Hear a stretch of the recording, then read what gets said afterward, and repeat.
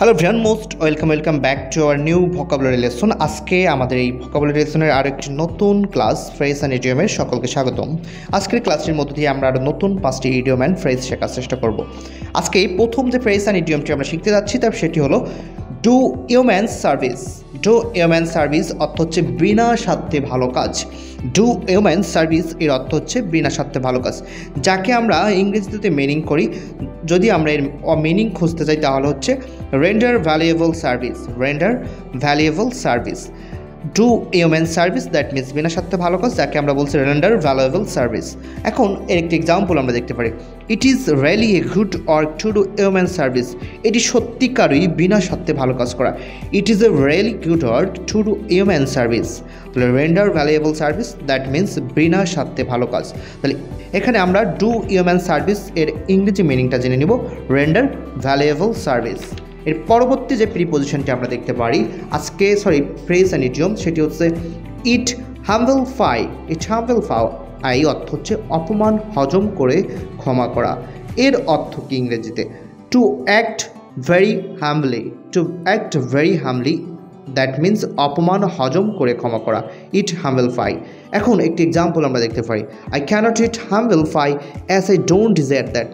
I cannot eat humble pie as I don't desire that. আমি অপমান হজম করে ক্ষমা চাইতে পারি না, যেহেতু আমি তা পাওয়ার নই। আমি অপমান হজম করে ক্ষমা চাইতে পারি না। I cannot eat humble pie. Eat humble pie এর অর্থ হচ্ছে অপমান হজম করে ক্ষমা করা। এরপরের তাহলে আমরা ইট হাম্বল ফাই দেখলাম হচ্ছে টু অ্যাক্ট ভেরি হামলি, অপমান হজম করে ক্ষমা করা। এর পরবর্তী যে ফ্রেজ অ্যান্ড ইডিয়ম সেটি আমরা দেখি, end in a smoke. End in a smoke অর্থ হচ্ছে ব্যর্থ হওয়া, যাকে আমরা বলছি ফেল। যাকে আমরা কি বলি? ফেল বলি। এন্ড ইন এ স্মোক এর অর্থ হচ্ছে ব্যর্থ হওয়া অথবা fail. At last his steps ended into a smoke. অবশেষে তার সকল পদক্ষেপ ব্যর্থ হয়েছিল। At last his steps ended into a smoke. অবশেষে তার সকল পদক্ষেপ ব্যর্থ হয়েছিল। এর পরের যে phrase and idiom, fair weather friends. Fair weather friends that means সুসময়ের বন্ধু। ফ্রেন্ডস অফ গুড টাইম, যাকে আমরা বলি কি মিনিং করলে হবে friends of good time. Fair weather friends that means সুসময়ের বন্ধু। English meaning friends of good time. We should bear about fair weather friends. আমাদের সুসময়ের বন্ধুদের ব্যাপারে সাবধান হওয়া উচিত। আমাদের সুসময়ের বন্ধুদের ব্যাপারে সাবধান হওয়া উচিত। ফ্রেন্ডস অফ গুড টাইম যাকে বলা হয়। এর পরবর্তী আজকে যে ক্লাসের সর্বশেষ যে phrase and idiom, fall flat. Fall flat অর্থ হচ্ছে ব্যর্থ হওয়া। Have no effect. Have no effect. They have fallen flat to complete the project due to his illness. They have fallen flat to complete the project due to illness. তারা কাজটি অথবা প্রকল্পটি সম্পূর্ণ করতে ব্যর্থ হয়েছে তার অসুস্থতার জন্য। They have fallen flat to complete the project due to his illness. তারা ব্যর্থ হয়েছে কি জন্য?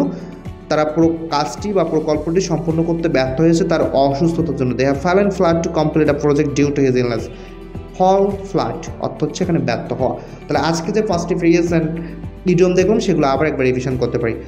আমরা দেখি আজকে প্রথম যে ফ্রেজ অ্যান্ড ইডিয়মটি দেখছি আমরা, do human service that means বিনা স্বার্থে ভালো কাজ করা। English meaning render valuable service. এরপরে যেটি দেখলাম, ইট হাম্বল ফাই অপমান হজম করে ক্ষমা করা। To act very Hanbali.